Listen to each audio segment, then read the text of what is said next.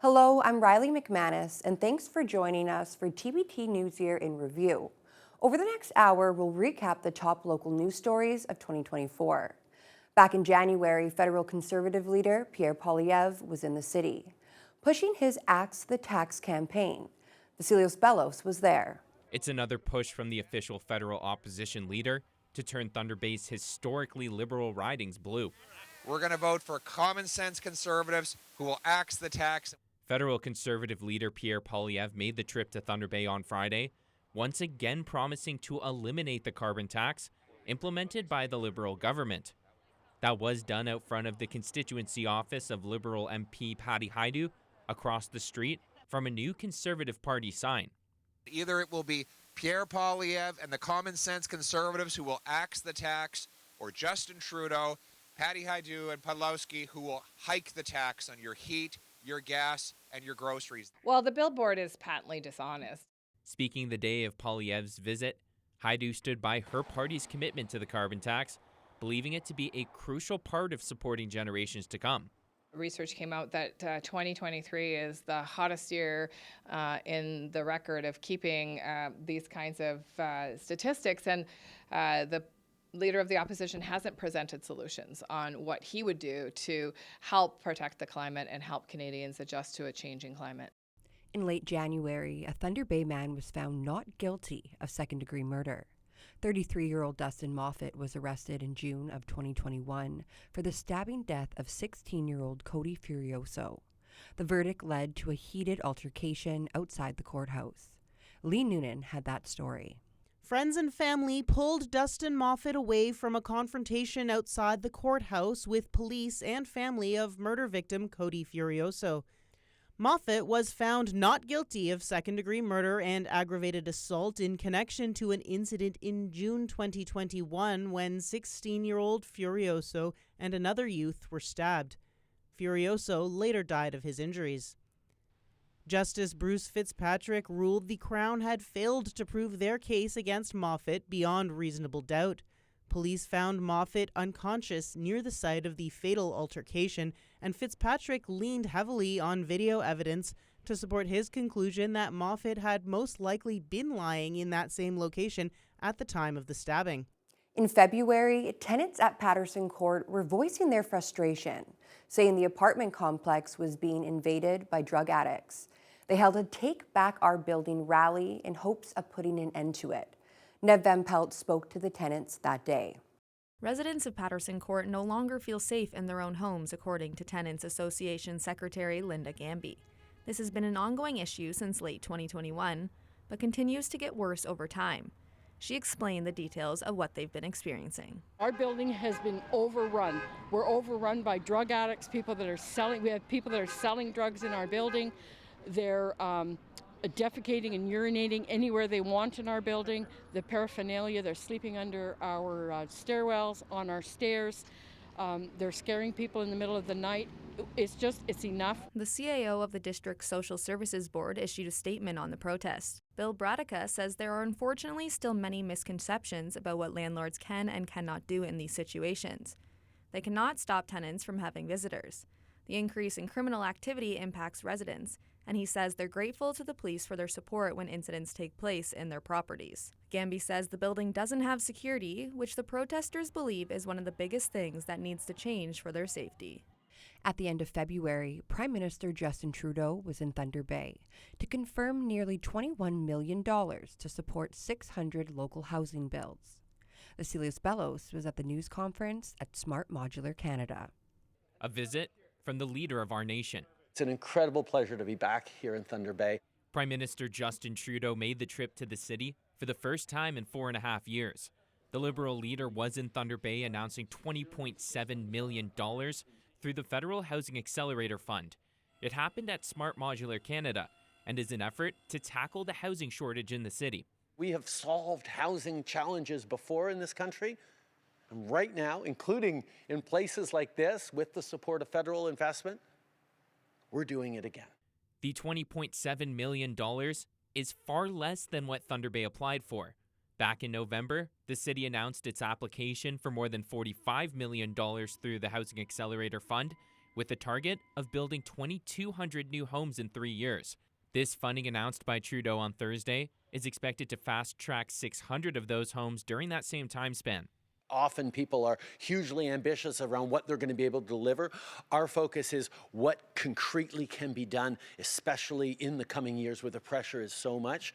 And the $20 million was the number that we came to as being a realistic, responsible way to be able to meet the need, meet the ambition. In March, plans for the indoor turf facility suffered a setback after it was discovered a deeper foundation would be needed because of soil conditions at the site next to the community auditorium. Josh Morano was following that story. The final report for the Soccer Northwest indoor turf facility has been pushed back until early June instead of the original March 25th date. City Engineering Director Kayla Dixon issued the memo to Council with the new timelines. She says the delay on the final report is due to contaminated soils found at the site. We have received the reports on our geotech and environmental studies and found that the new recommended foundation for the facility is actually a piled foundation, and that does increase the cost of the original recommendation, which was a shallow foundation. President of Northwest Soccer, Michael Veneziali, says he is disappointed that there is yet another setback.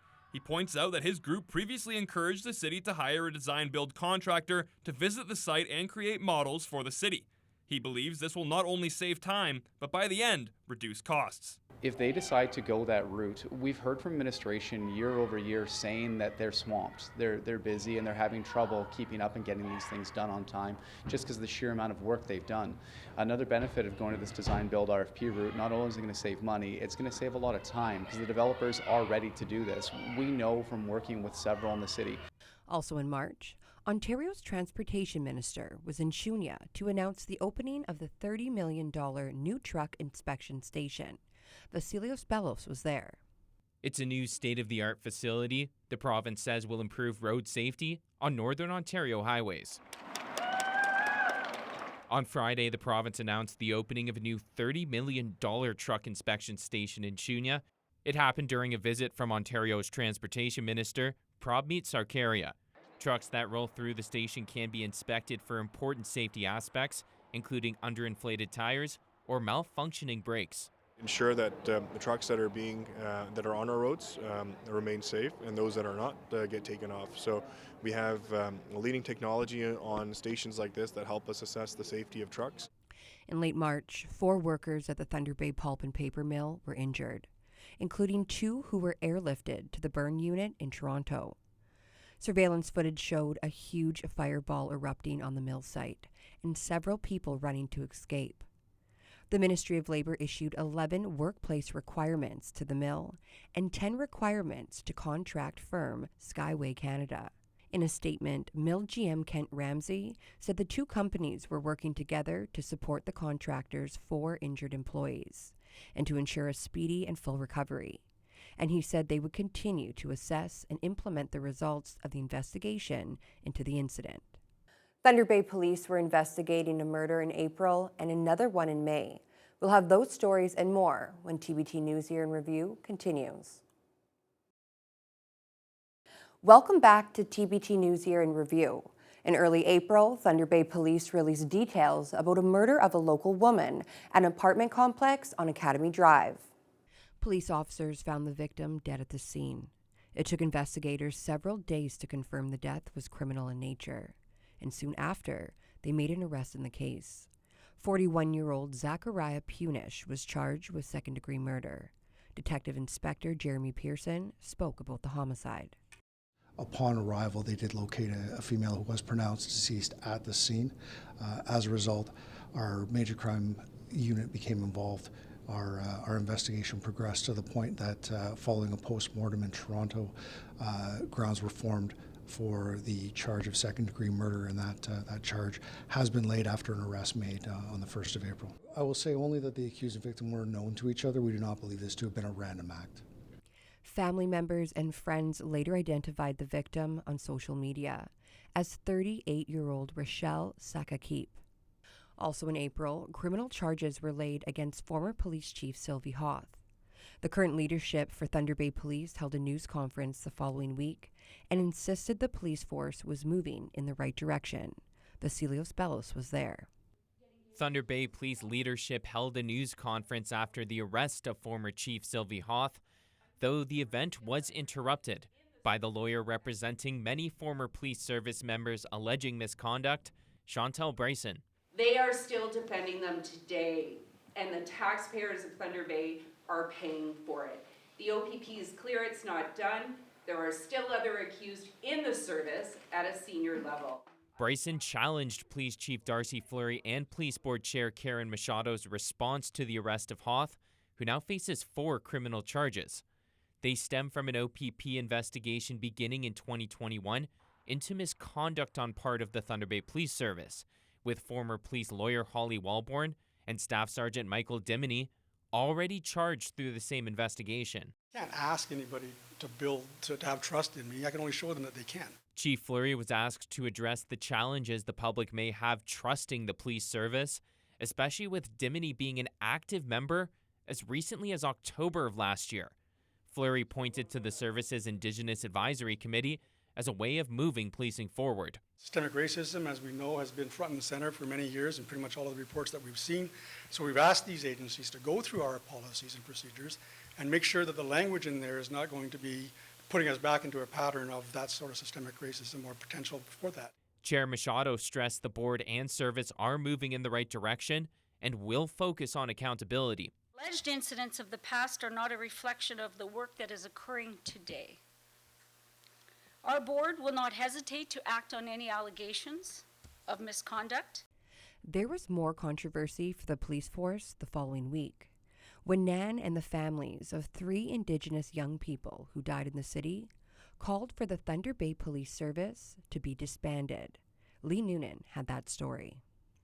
Jenna Osberg, Corey Boleski, and Mackenzie Munoz all died in Thunder Bay, but their families say they don't trust the Thunder Bay Police to investigate the deaths of their loved ones. As a parent, we remember the day our child was born. And unfortunately for some of us here today, there's another day that we'll never forget, and that's the day our child was taken from us. The day we bury our child. Anishinaabe Nation and the Osberg, Boleski, and Munoz families are calling on Ontario's Inspector General of Policing to disband the Thunder Bay Police Service and appoint a new police service to investigate the deaths. She was only 14 years old. She's gone. She was robbed of her life. So the investigation needs to continue, but not from the Thunder Bay Police. Julian Faulkner, lawyer for the families, says that the Thunder Bay Police Service lacks the 2 things needed to conduct a credible death investigation: trust and timeliness. Years are going by. Cases are being reinvestigated, case after case. Oh, and community trust. How are we doing with community trust? You would have to actually be blind to what's going on around you to trust the Thunder Bay Police Service with an Indigenous death. You would have to be blind. In early May, a violent altercation left 1 young man dead and another in custody. 23-year-old Brady Nugent turned himself in to city police. Detective Inspector Pearson provided a few details. The accused and the victim were known to each other. There had been previous interactions, so this is not a random event. This is not an event without some history. That history, of course, is going to be part of the ongoing investigation and court prosecution. The tragic incident happened near the corner of Camelot and St. Paul Streets at around 2:30 in the morning. The victim was 20-year-old Tyler Bluin of Thunder Bay. He was transported to hospital where he later died from his injuries. Pearson confirmed a weapon was involved, but it was not a firearm. The Major Crimes and Forensic Identification units were both involved in the ongoing investigation.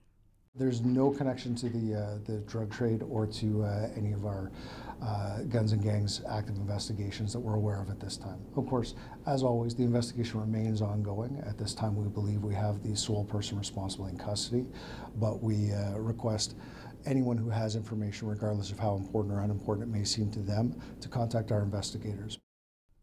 Also in May, details about the new recycling system for the city were made public. No more blue bags on the curb. as they were about to be replaced with those big recycling carts. Josh Morano gave us a sneak peek. It's a quick turnaround for city residents, as these new recycling bins will start being delivered around Thunder Bay on Sunday, May 5th by GFL Environmental. Each household will receive one 360-liter wheeled bin for easy access to roll to the curb. Each bin has two divided sections with a blue and black flip lid to separate empty containers from paper products. Manager of the city's solid waste and recycling services, Jason Sherband, says as of July 1st, the recycling program is no longer in city hands. This change is coming. It's a provincial regulatory change. But in terms of rolling out the cart piece, the automated cart piece, it is the service provider GFL that's doing that. It's not the city of Thunder Bay.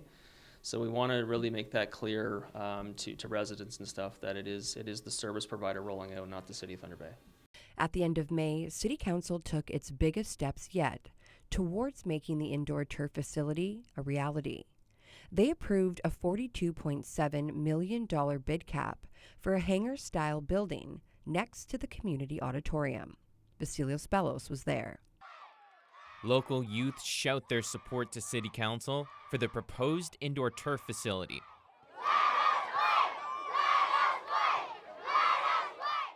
Prior to Council's decision on Monday regarding the facility, a demonstration was held at City Hall by members of the local soccer and minor football communities. They were urging Council to approve the facility option next to the community auditorium. It would come with a $42.7 million bid cap and falls within the city's previously approved budget and financing strategy. Been needed in Thunder Bay for the last 20 years. Unfortunately, we haven't had the leadership at council to get it done. The newly named president of Canada Soccer, Thunder Bay's Peter Agruso, was at the demonstration, arguing the facility would provide a range of benefits for future generations. Having an indoor facility will allow these kids to practice year-long, develop those foot skills that's important, the leadership skills on the pitch, as well as making friends and memories with these kids. We don't really want to play in gyms. We want to be playing on soccer fields, and we're coming here to support that. And it appeared the demonstrators' voices were heard. All those in favor? Council approved moving the facility forward, with the only votes against it being from Councillor Rajni Agrawal and Mark Bentz. The month of June saw new paid parking hours come into effect around the city, and that led to a petition from the Waterfront BIA. We'll have that story and more as TBT News Year in Review continues. Welcome back. In early June, a petition was launched by the Waterfront District BIA to combat Thunder Bay's new parking fee system. Jaden Billick had that story. Following the recent changes, many business owners don't agree with the $2 minimum charge for downtown parking. Small businesses worry they'll pay the consequences by losing customers who don't want to pay that much to stop for a quick purchase or pick up an order. The Waterfront BIA has now launched a petition calling for the allowance of 15 to 30-minute parking options in the downtown cores. It's on change.org, it's on our Facebook, it's on the Chamber's Facebook. There's been a few businesses downtown that have shared it, so it's pretty easy to search out. And as of 10 minutes ago or so, we had 727 signatures. As of Wednesday, the existing parking meters have not yet been updated to the new pricing system. So, drivers can still pay a quarter for 12-minute parking. In the future, however, once the new system is fully integrated, the new standing fee will be enforced. City Councillors Casey Trini and Shelby Chung are submitting a resolution to Council to add short-term parking payment options in the near future. I apologize for this oversight, but you know, we've heard and we want action and we'll make something happen. Also in June, the bulk carrier, the Michipicoten, nearly sank in Lake Superior after it experienced a 13-foot crack in its hull. The damaged vessel was escorted to Kiefer Terminal after taking on water near Isle Royale. Jonathan Wilson was following that story. Port Authority CEO Chris Heikkinen says they got the emergency call on Saturday morning with a request for assistance. Yeah, we received a call that the vessel in question was needing a place for an emergency berth, essentially, and that it had been taking on water.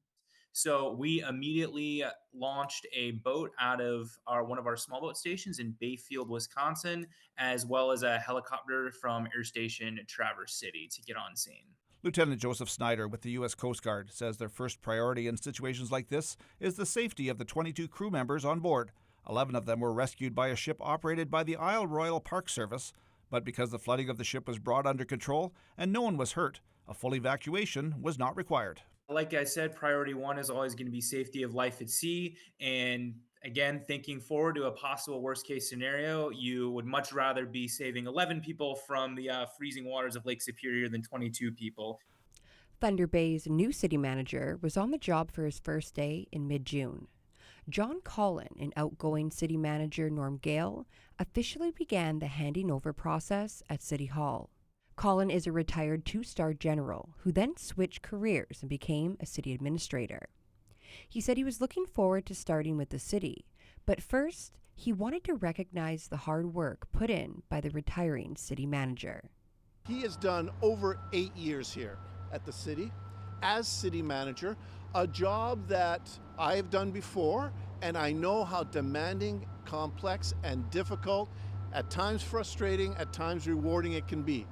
And for him to have done this for 8 years in the city of Thunder Bay is exceptional, and that needs to be recognized. So far, I'm very impressed with John Collin and his commitment to the city, how passionate he is about this work and some of his ideas. I live here and I'm staying in this city with my family, and I'm excited about what might come. I'm ready for the change. I'm ready to move on. And I'm very interested in Thunder Bay becoming even better and a better place to live. In early July, Thunder Bay's new recycling cart program began. From that point on, the city was no longer in charge of managing recycling collection in the city. Lee Noonan had that story. Gone are the days of the blue bag. Recycling Day in Thunder Bay now features wheeled carts designed to be picked up by a robotic arm. It's the way of the future, so I'm excited. The change was mandated by the province. It's part of legislation that standardizes recycling collection across Ontario and shifts responsibility onto the companies making the products and packaging materials. It's estimated the city will save about $3 million as the recycling program is taken over by Circular Materials, a national nonprofit founded by 17 of the country's biggest manufacturing and retail companies. Locally, they've subcontracted collection to GFL Environmental. The city's manager of solid waste and recycling, Jason Sherban, says residents who have questions or concerns about switching from blue bags to the bins should contact GFL directly. What GFL has indicated to us is that they will work with residents. So I would certainly envision that there would be some kind of a grace period where if people were putting bags out for whatever reason, they'd be notified to help correct the problem. So I think everyone has to sort of work together here in the first little bit. Also in early July, liquor store workers across the province hit the picket lines. The strike ended up lasting 2 weeks and was the first ever work stoppage in the 97-year history of the LCBO. Lee Noonan spoke with the picketers on day one. This is the first ever LCBO strike. Spirits are high with the picketers here, but local union mobilizer Mo Marcinet says they would really rather not be making history this way. Nobody's excited about being out on strike. We'd rather be at work serving the people of Ontario. But we're passionate about protecting the public revenue that the LCBO generates for the province. $2.5 billion last year went back into the public coffers, and we'd like to protect that. In late July, City Council rejected the public library's master facilities plan, and with it, the proposed centralized location at Intercity Shopping Centre. Vasilios Bellos covered that meeting at City Hall. The Thunder Bay Public Library made its final push to convince City Council to go against a staff recommendation and to move forward with a central library location. Over 40% more space and 25% more hours in a highly desirable central location is the far superior option. Library CEO Richard Togman provided a deputation in favor of the master facilities plan that called for a central location at Intercity Shopping Centre and the closure of the historic Brodie branch. Togman talked about the dozens of organizations in favor of the plan. United for Literacy, United Way, the Waterfront District BIA, and recently Shelter House, and we just got a letter from Fort William First Nation. I would suggest to you that there has been very little public consultation with the real financial figures. City Manager John Collin questioned that support. The library's consultation was done prior to staff releasing a report with the true financial impact, estimating the cost for the project could be near $21 million. Collins says this new information is very different from what the library was presenting in its consultation. It goes on to say that the capital costs to create a new system with the Central Library are the same or lower than the status quo. We have shown both those statements to be inaccurate. In August, Thunder Bay saw 2 disturbing incidents involving little girls who suffered serious injuries. Stay tuned for those stories right after this short break. Welcome back. The month of August saw the beginning of the end for the Boulder Bear Climbing Center. An 8-year-old girl fell and severely injured herself at the gym summer camp. But it was the climbing center's response to the incident which stirred up the most controversy. Joel Mendelson spoke with the girl's mother. I said to him, "Oh, she fell, like that's a far fall, is it not?" And he's like, "Well, it's not a short one." Lexi Lettinen is the girl's mother. Her Facebook post about 8-year-old Natalia has gone viral around the city. Lettinen says she received a non-urgent sounding call last Friday informing her that Natalia had fallen and hurt her wrist. When she arrived at the gym, she says her daughter was barely awake with a clearly broken wrist, blood on her face and clothing, and suffering chest pains. Lettinen says the hospital staff were surprised that she wasn't brought in an ambulance. They started doing like chest scans and things like that and realized that she had some serious internal injuries as well as like a broken wrist, a fractured elbow. She has a severe concussion. I started to ask the questions to the owner, like, why was EMS not called there? And he said to me that the doctors can say whatever they want. TBT News reached out to Boulder Bear's owner, but he was not available for an interview. However, a post on the business's Facebook states everyone at the gym is heartbroken for the child, and they refute any suggestion that the staff didn't do their absolute best to care for Natalia. Boulder Bear quietly closed its doors 2 months later. Also in August, a 6-year-old girl was mauled by a dog being walked along Wiley Street. Nev Van Pelt spoke with the girl's father after the disturbing incident.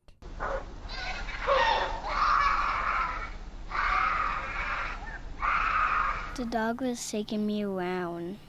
The dog was shaking you?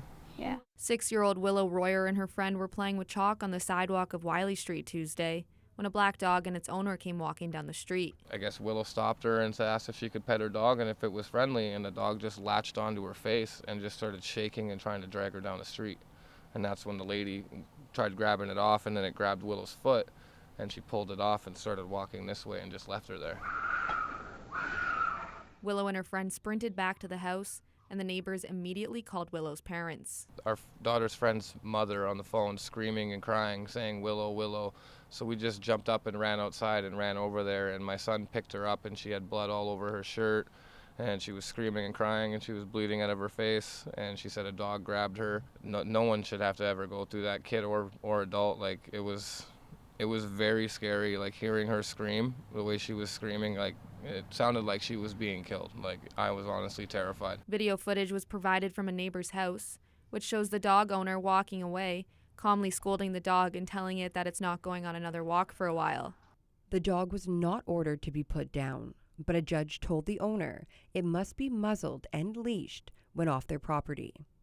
In late August, the province announced that many safe consumption sites will be shut down as of March 31st. Path 525 on Simpson Street, operated by Norwest Health Centers, is one of those sites. Lee Noonan had that story. It's really sad because instead of seeing needles on the way to schools, we're going to start seeing dead bodies. Tasha Peltier is a harm reduction outreach worker in primary care and a person with lived experience of addiction. She says the safe consumption and treatment services through Path 525 saved the lives of many of her clients and her friends. We're going to really see our community struggling a lot more than what we have seen. And we're going to see a lot more death. And, you know, we're going to see a lot more people using out in the open. Since Norwest Health Centers launched the Path 525 Consumption and Treatment Services program, they've reversed 424 overdoses. They've also added a federally funded Safer Supply program. Both will be closed after March 31st. CEO Anita Lawson is worried about keeping her clients safe past that date. Closing CTS services will not change the fact that people are still struggling with trauma, with mental health, with substance use. So it is very concerning for us about what this will mean for individuals and the death toll that we will see as a result. In September, Solicitor General Michael Kersner toured the construction site of the new Thunder Bay Correctional Complex on Highway 61. The price tag for the massive facility is $1.2 billion. Vasilios Bellos was there. An Ontario minister visited the site of the province's largest single investment in the history of Thunder Bay.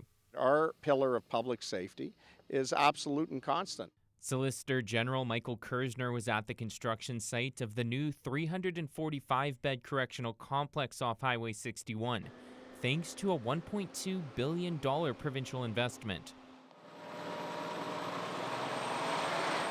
The big project began in 2022 and is expected to be completed in 2026, coming after a separate 50-bed modular expansion opened last year, also the result of provincial funding. Kersner pointed to programming at the new center as a way of providing long-term support to the community by preventing reoffending. We rely on the Native Inmate Liaison Officers, those amazing NALOs. We rely on the people that do the programming so that the skills and the programs that they attend here will help prepare them for community reintegration. In the end of the day, when that happens, we reduce the rates of recidivism back into our communities. That's a goal that we have. The Council Composition Committee presented its two main options to City Council in September. One option was an all-at-large system, while the other would see 4 larger wards with 2 councillors each. Once again, here's Vasilios Bellos. The committee tasked with reconsidering the makeup of Thunder Bay's City Council provided its first update to the very group it's reviewing. Council has been the same as it's been since 1985, for that's about 40 years, and it's really time to review how it is governed. Council Composition Committee Chair Rebecca Johnson provided the presentation. The committee is looking into 2 drastically different systems, the first featuring solely at-large representation. The at-large race tends to be a higher ticket and that you need more funds and more resources to run. Councillor Shelby Chung, who successfully ran as both a ward and at-large councillor in the past, found the latter to be more expensive and feared how that would prevent some from throwing their name in the hat. Knocking out people who are single moms or maybe can't afford to run or don't have the resources to run. So you're making the pool a lot smaller for those who would be successful. The other option being considered by the committee is a system with 8 ward councillors and 2 at-large. With the mayor included, that's 11 representatives around the table. You could have 2 councillors that bring to you the same message from your ward, or you could have 2 councillors coming to this table and they don't agree with each other. In a lot of cases, members work together. Sometimes they didn't. During that same meeting, Council approved nearly $300,000 to scrap most of the historic James Whalen tug, but save a few elements for a future display. We need to get moving on the James Whalen tug. There is a long history that council knows better than I. There are suggestions that we could have perhaps done things differently in the past. I'm more concerned about moving forward. The Transportation Museum of Thunder Bay was lobbying the city to salvage the top half of the tug for their site at Pool 6 for a display something like this one in the U.S. The city planned to consult with interested groups about what to do with pieces of the ship, with a final decision expected sometime in 2025. Councillor Dominique Pascalino agreed with that option. What we were doing before is just walking around there and kicking the tires and not really knowing where we were. And I think that once we take that apart, we'll have a better view of it and we can actually decide rather than in a short period of time. Also in September, Thunder Bay police were looking for 2 suspects in the latest murder in the city. They were both arrested at the start of October. We'll have that story and more when TBT News Year in Review continues. Welcome back to TBT News Year in Review. 2 suspects in a Thunder Bay murder case were taken into custody on October 1st after a standoff on the city's north side. It happened on Blucher Avenue, where there was a significant police presence throughout the day. A number of officers in full tactical gear could be seen carrying assault weapons. It resulted in the arrest of 18-year-old Horatio Shawea Hamish and 20-year-old Landon Achny Penescum. They were both wanted on warrants for second-degree murder. The victim, 31-year-old Ryan Lagurieric, was found dead at a home on Tamarack Place on August 30th. Thunder Bay police said they did not believe it was a premeditated killing. Also in early October, City Council discussed a possible 100-unit temporary village in Thunder Bay South Core as a way to tackle the homeless crisis. Vasilos Bellos was there. A new proposal to address one of Thunder Bay's greatest challenges. It's about survival and dignity. City staff provided the first report on its 10-part human rights-based community action plan for homelessness during Monday's City Council meeting. It includes the possibility of 3 designated encampment locations, enhancing cleanup at encampments, and pushing for long-term housing solutions. But it was a possible temporary 100-unit village that dominated the discussion. Administration believes this is the best solution today. The question is whether or not this council is supportive of dealing with the needs of the homeless now and the corresponding impact on the community by not having effectively dealt with the homeless challenge until now. A temporary village has been attempted in other municipalities, like Peterborough just last year. I was just at a conference on Monday and Tuesday, and there's actually mixed results. 1 month later, City Council voted 8-5 against a staff recommendation to go with the Miles Street site, and the location for the homeless village is now back up in the air. Ontario's new Inspector General of Policing announced his upcoming probe of the Thunder Bay Police Force in mid-October, following public complaints about unresolved death investigations by city police. Justin Hardy had that story. Inspector General of Policing for Ontario Ryan Teschner is launching an investigation into the Thunder Bay Police Service in accordance with his legislative mandate under Ontario's Community Safety and Policing Act, which came into effect April 1st. Teschner says his office received 3 complaints last spring, and he's committed to ensuring residents here and the Indigenous communities in and around the city receive the effective, responsive, and accountable policing they deserve. The complaints that we received were brought to us by Anishinaabe Aski Nation on behalf of 2 families who lost loved ones, and a separate complaint by another individual that lost a loved one. They were all related to deaths of individuals in Thunder Bay, and all raised concerns in the complaints about how those death investigations were being conducted. Police Chief Darcy Fleury decided not to speak to the media regarding the Inspector General's probe. Police Board Chair Karen Machado released a statement, saying the board understands it's critical for Indigenous communities and all the diverse communities of Thunder Bay to have confidence in the system that provides oversight of the TBPS, and that the board is fully committed to working collaboratively and transparently with the Inspectorate of Policing during the investigation, and welcomes any further advice that will strengthen the police oversight system. In November, Canada Post workers across the country went on strike. That included 260 employees in our region. Vasilos Bellos spoke with the local union president on day 1 of the strike. Canada's primary postal service is drawn to a halt. We are officially on strike. Canada Post workers walked off the job Friday morning, including the 260 represented by the union in northwestern Ontario. Dozens were on the picket line outside their Alloy Street office throughout the day after a deal couldn't be delivered after more than a year of negotiations. The strike means no Canada Post mail or parcel deliveries will happen in the region until it comes to an end. Local union head Leo Favreau talks about what they're asking for. We'd like a living wage.